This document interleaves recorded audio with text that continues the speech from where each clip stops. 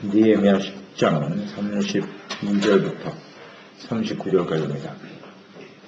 느헤미야 10장 32절에서 39절까지 같이 읽겠습니다. 우리가 또 스스로 규례를 정하기를 해마다 각기 세겔의 3분의 1을 수납하여 하나님의 전을 위하여 쓰게 하되 곧 진설병과 항상 드리는 소제와 항상 드리는 번제와 안식일과 초하루와 정한절기의 것과 성물과 이스라엘을 위하는 속죄제와 우리 하나님의 전의 모든 일을 위하여 쓰게 하였고 또 우리 제사장들과 레위 사람들과 백성들이 제비법과 각기 종족대로 해마다 정한절기에 나무를 우리 하나님의 전에 바쳐 율법에 기록하는 대로 우리 하나님 여호와의 제단에 살게 하였고 해마다 우리 토지소산의 만능과 각종 과목의 첫 열매를 여호와의 전에 드리기로 하였고 또 우리의 마라들들과 각축의 처음 난 것과 소와 양의 처음 난 것을 율법에 기록된 대로 우리 하나님의 전으로 가져다가 우리 하나님의 전에서 섬기는 제사장들에게 주고 또 처음 익은 미래 가루와 거짓물과 각종 과목의 열매와 새 포도주와 기름을 제사장들에게 가져다가 우리 하나님의 전의 여러 방에 두고 또 우리 산물의 11조를 레위 사람들에게 주리라 하였나니 이 레위 사람들은 우리의 모든 성에서 산물의 11조를 받는 자임이며 레위 사람들이 11조를 받을 때에는 아론의 자손 제사장 한 사람이 함께 있을 것이요 레위 사람들은 그 11조의 10분의 1을 가져다가 우리 하나님의 전 곳간의 여러 방에 두되 이스라엘 자손과 레위 자손이 거제로 드리고 곡식과 새 포도주와 기름을 가져다가 성소에 그릇을 두는 골방고 섬기는 제사장들과 문지기들과 노래하는 자들이 있는 골방에 둘 것이라. 그리하여 우리가 우리 하나님의 전을 버려두지 아니하리라. 온전한 헌신의 회복. 말씀으로 시작된 부흥이 회개로 나타났고요. 또 하나님께서 얼마나 큰 자비와 긍휼을 베풀어 주시는가를 깨닫고 감사와 찬양을 하나님께 드리게 되었죠. 그 이후에 자신들의 삶을 돌이키기 위해서 하나님을 바르게 섬기겠다라고 하는 주님의 말씀이죠. 율법에 순종하겠다라는 결단을 하고 지도자들을 중심으로 해서 서약을 하게 되는 것입니다. 우리가 앞으로 하나님의 말씀대로 주님을 잘 섬기겠나이다 맹세하고 서약하는 내용이죠. 그들은 가장 먼저 자신들이 거룩한 백성으로서의 순교를 지키기 위해서 자녀들 이방인들과의 결혼을 금하겠다라고 선포했고요. 그리고 안식일이죠. 안식일과 안식년을 잘 지킴으로써 하나님의 백성으로서 해야 될 가장 중요한 도리를 다하겠다. 이 거룩함의 회복을 의미하는 것이죠. 하나님의 백성 정체성 회복이기도 하고요. 하나님 백성답게 살아갈 것입니다. 라는 결단입니다. 이것은 하나님을 아주 기쁘시게 하는 일이고요.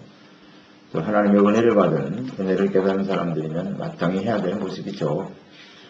그래서 어제도 묵상 됐듯이 이 부흥의 역사가 한순간에 어떤 사건으로 끝나서는 안 되고요. 계속해서 매일매일 우리의 삶 속에 이루어져야 하는 것입니다. 이루어져야 합니다. 말씀에서 시작하여 하나님 앞에 온전한 헌신을 결단하는 순종을 결단하는 것이 필요합니다. 그래서 오늘 본문의 내용은 이어지는 것이죠. 그들이 또 결단한 것들이 어떤 것인가. 헌신이죠. 하나님 앞에 헌신을 하겠다는 겁니다. 헌신, 헌금 드리고 주님을 위해서 성전을 위해서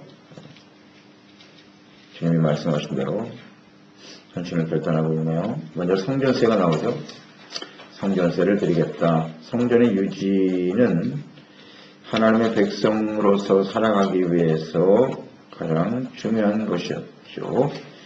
그들이 예루살렘에 돌아오면서 가장 먼저 한 것이 이제 성전을 다시 재건하는 일이었고요. 그 다음에 이제 성벽이 재건이 되었는데요.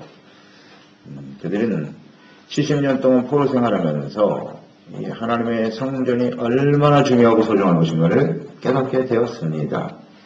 그래서 성전을 세우고 성전을 잘 관리하고 그곳에서 제사장과 레위인들이 하나님을 잘 섬김으로써 하나님의 은혜가 성전을 통해서 임할 수 있도록 이 소중함을 깨달았단 말이에요. 성전세를 드리자. 이제 성전세를 3분의 1, 매년 해마다 3분의 1 세계를 드리겠다. 그렇게 결단을 했네요. 원래 율법에는 성전세는 반세겔입니다. 20세 이상 사람이 반세겔을 내도록 돼 있어요.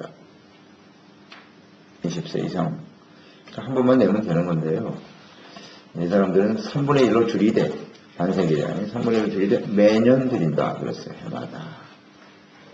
그만큼 하나님 앞에 완전히 헌신하겠다고 하는 모습을 볼 수가 있는데요. 반세기를 3분의 1로 줄였다라고 하는 것은 그런 의미도 있겠죠. 그들이 예루살렘으로 돌아왔는데 예루살렘 사실 폐허거든요. 아무것도 없어요.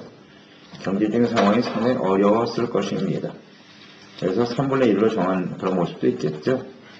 3분의 1로.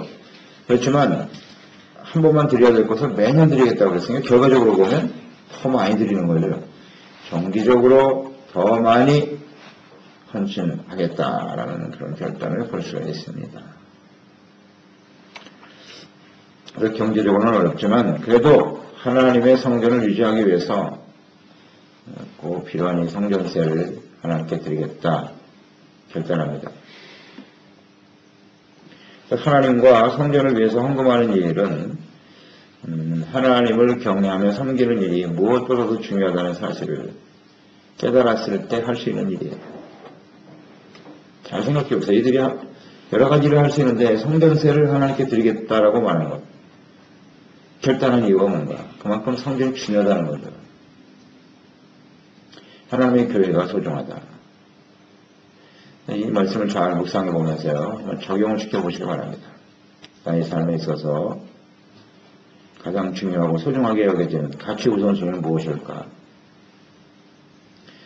하나님의 교회를 정말 우리의 삶의 가치 우선순위로 두고 있는가? 생각해 볼 필요가 있어요. 교회가 없어도 내가 살아가는데 전혀 지장이 없다. 교회는 그저 일주일에 한 번 가면 그만이다. 이 정도로 생각하고 있는지 진정 하나님의 성전이 우리 삶의 중심이 되어 하나님을 바르게 섬기고 하나님의 자질을 받고 하나님과의 교제하고 용서받고 은혜받고 하나님이 없이는 살 수 없다. 그러니까 교회를 향한 그 마음이 곧 하나님을 향한 마음이라고 보면 됩니다. 과거에 이스라엘 백성들은 하나님의 성전이 예루살렘에 있었지만 별로 중요하다고 생각하지 않았어요. 중요하다고 생각하지 않았습니다. 그래서 절기에 한번 가면 좋고 그리고 온갖 우상을 따라 살았어요. 하나님의 성전은 멀리하고 주님의 말씀을 듣는 것도 별로 중요하지 않고 먹고 사는 게 더 중요하지 뭐 교회 나가는 게 뭐가 이렇게 중요하냐. 그 결과가 얼마나 참담한가를 경험하게 되었고 이들이 지금 회복되면서 우리가 왜 그렇게 되었느냐. 과거의 열조들이 죄를 짓고 범죄함으로써 왜 하나님의 성전이 이렇게 되었나. 포로 신세가 되었는가. 보니까 하나님의 성전을 게을리했어요. 섬기는 일. 그게 하나님께 대한 표도였던 것이죠. 이것을 깨달을 수 있었던 거죠. 그래서 가장 먼저 하나님의 성전이 잘 세워질 수 있도록 성전세를 드리겠나이다. 헌신하겠다. 결단하게 된 거예요. 주님을 향한 성전을 향한 마음은 헌신으로 나타나는 것인데 헌신은 이제 우리의 지출이죠. 재정적 지출의 우선순위가 어디에 있는가. 그런 걸 또 보면 알겠죠. 주님을 위해서 먼저 사용하는가. 교회를 위해서 먼저 헌금하는 일이 우선인가. 아니면 나의 필요를 채우는 일이 우선인가. 그건 우리 마음 중심에 달려있어요. 달려있어요. 그런 걸 잘 점검해보면 되겠죠. 성전세 사용처가 나와있죠. 33절. 예배와 제사를 위해서 드리는 겁니다. 성전을 유지하고 관리하는데 수리하거나 운영하는 데 쓰는 비용이었어요. 진설병 준비하는 일, 소재 번제, 또 안식일 월삭 절기에 쓸 재물들, 속죄제, 성전의 모든 일들을 위한 비용으로 사용하였다. 그렇습니다. 이렇게 이제 성전세를 드리는 거죠. 그러니까 하나님 앞에 이런 온전한 제사가 예배가 드려져야 그것을 통해서 하나님의 백성들이 죄사함 받게 되고 용서받게 되고 또 하나님의 축복을 받게 되는 거잖아요. 이를 위해서 헌신하게 되었다라는 것을 보여주는 것이죠. 그 다음 34절에 보면 번제와 소제를 드릴 필요한 나무들을 드리는 일은 성전세로 한 것이 아니라요. 거기 보니까 종족대로 제비를 뽑아서 순서를 정해서 정한 기인의 성전에 드리도록 하였네요. 거기 이제 제사장도 포함되어 있고 레위인도 포함되어 있고 모든 백성들이 공동으로 헌신하여 참여했다 그랬네요. 나무는 번제를 드리고 불을 지피는 일이죠. 하나님 앞에 헌신하여 드려지는 것인데 모든 사람이 참여하는 거죠. 모든 사람이 돌아가면서 그래서 한 사람도 빠짐없이 헌신할 수 있는 기회를 줬나요? 하나님의 성전을 섬기는 일은 몇몇 사람만 하는 게 아니고 모든 사람들이 함께 참여해서 헌신하는 것이 필요하다 하는 것을 보여주는 거죠. 함께 해야 돼요. 하는 사람만 하는 게 아닙니다. 그리고 35절, 37절 어떤 헌신으로 나타나냐면 토지 소산 내 만물을 처음 것을 하나님께 드리겠다. 전열배 또 가축의 처음 난 것들 이것을 하나님께 온전히 드리겠나이다. 결단하네요.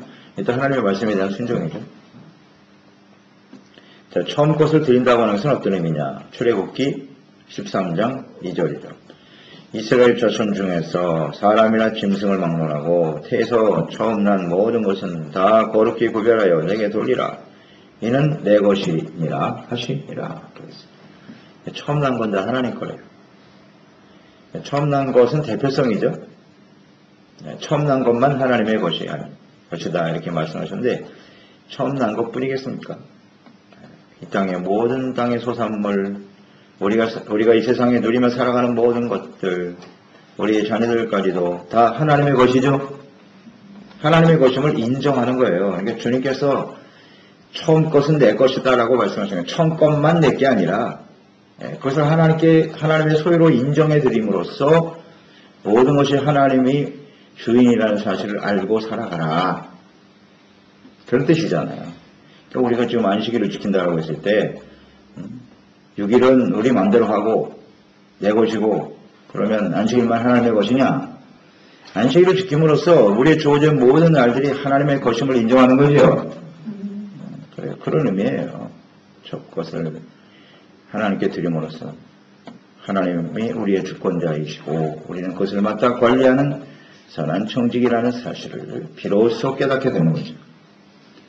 그래서 이 헌신하는 일은 중요한 거예요.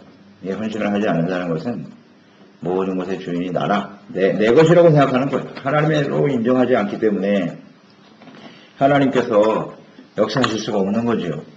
굉장히 중요한 문제입니다.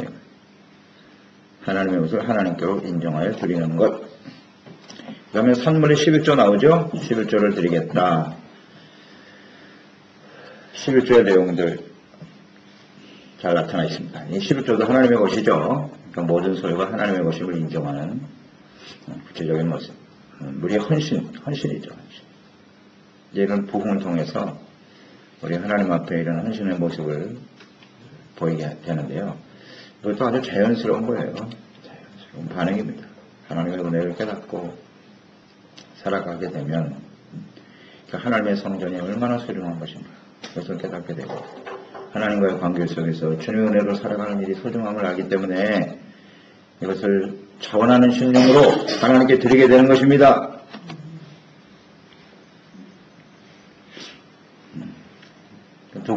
이 11절을 들어서 누구에게 주었느냐? 제사장, 레위인들 저기 나와있죠? 제사장과 레위인들에게 필요한 것을 주도록 11절을 천분의 11절을 드렸다 그랬어요. 그리고 11절을 드릴 때 그리고 분배하고 보관하고 저장하는 일을 할 때 38절 이스라엘 자손과 레위 자손이 거지로 드린 곡식과 포도주의 기름을 가져다가 둘 때에 이것을 관리하는 사람이 있었다. 제사장이죠. 아론의 자손 제사장 한 사람이 항상 청관하여 관리하도록 했다. 이것은 하나님께 드리는 선물이기 때문에 함부로 쓰여지지 못하도록 잘 관리하도록 했다는 겁니다.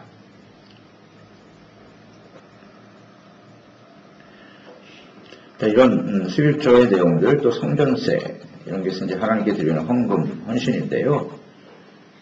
이 헌신이 왜 중요하느냐? 하나님의 성전이 바르게 세워지고, 또 그곳에서 하나님을 예배하고 경외하고 섬기는 일을 하는 제사장들이, 또 레위 사람들의 중요성을 깨달은 거죠. 그래서 소중한 가치가 있다는 걸 생각하는 거예요. 그를 위해서 아낌없이 헌신하고 드려진다. 그 39절을 보세요. 마지막 절에 보면 제일 끝에 뭐라 그랬어요? 우리가 우리 하나님의 전을 버려두지 아니하리라. 하나님의 전을 버리지 않겠다는 겁니다. 그 전에 이스라엘 백성들의 패망의 원인이 어디에 있었어요? 하나님의 성전을 버려두었단 말이에요. 관심이 없어요. 자기 먹고 사는데 바쁘지 하나님의 성전은 어떻게 되든지 교회가 어떻게 되든지 상관없다. 이렇게 살았어요. 그전에. 제사장들이 굶어 죽는지 레위인들이 뭐 굶어 죽는지 관심 없어. 나와 먹고 살고 되지 뭐. 성전에서 예배드리고 주님 섬기는 일에 관심이 없어. 네. 그렇게 되었기 때문에 제사장과 레위인들이 타락하게 된 것이고 부패하게 되었고 주님을 바르게 섬기지 못하니까 그것이 그대로 하나님의 백성들에게 내려오는 거죠. 제사장의 역할, 성전이라는 것은 어떻게 정의할 수 있냐면 하나님의 백성들을 위해서 주신 하나님의 은혜의 증표. 이게 성전이잖아요. 어제도 솔로몬 성전 묵상했습니다만 성전을 하나님이 왜 주셨느냐. 우리는 죄를 지을 수밖에 없어요. 완벽한 의인이 아니기 때문에. 그 죄를 용서받기 위해서 하나님이 주신 것이 성전이에요. 그러니까 은혜제로. 은혜를 베푸기 위해서 주신 것이 성전이라고요. 그러니까 성전이 사라진다라는 것은 이스라엘에게 있어서 우리 하나님의 백성들에게 있어서 성전이 사라진다는 얘기는 하나님의 은혜를 받을 수 있는 통로가 사라지는 거죠. 그렇죠? 또 그 안에서 섬기는 제사장들 역시 다리 역할이잖아요. 중보자. 제사장들이 하나님께 나가서 이스라엘 백성들의 죄를 회개하고 용서받고 그래야 하나님의 진노가 임하지 않는 거예요. 하나님 백성들이. 그런데 성전과 제사장이 사라져버린 하나님과 백성들의 관계는 어떠하뇨? 역사를 통해서 잘 보여주잖아요. 오늘날도 마찬가지고요. 근데 이 제사장과 성전이 오늘날 예수 그리스도, 우리의 대제사장이 되신 예수님, 또 하나님의 교회를 통해서 우리에게 은혜를 베풀고 계시죠? 잘 묵상해 보세요. 버려뒀단 말이에요. 교회와 하나님을 섬기는 종들을 무한심하게 버려뒀다. 그 결과는 아주 참담하더라. 이것이 성령이 우리에게 주는 교훈입니다. 잘 묵상해 보세요. 그래서 우리의 생애는요, 나 혼자 잘 믿고 나 혼자 잘 살면 되지. 그렇지 않습니다. 하나님의 교회와 주님이 없는 우리의 삶은 의미가 없어요. 확실한 보장도 받을 수 없고요. 아니, 보장이 아니라 확실한 멸망으로 끝납니다. 그건 아주 정확합니다. 성경이 말씀해주고 있고 또 우리의 삶을 통해서 경험한 바이고 버려두지 아니하리라. 이걸 깨달은 거예요. 예루살렘에 돌아오면서. 그래야 성전을 버려둔 거예요. 이렇게 참담한 결과를 맞이하게 되었구나.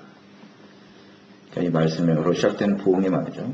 하나님의 성전과 주님을 섬기는 일의 중요성, 가치를 깨닫고 하나님 앞에 온전히 헌신할 것을 결단하는 사람이 되었던 것입니다. 아멘. 그러니까 하나님과 교회를 위해서, 주님을 위해서 우리가 헌금하고 헌신하는 것은 있어야 하는 게 아니에요. 있으면 하고 없으면 안 하고가 아니라 무엇보다도 우리 인생에 있어서 가장 소중한 것이기 때문에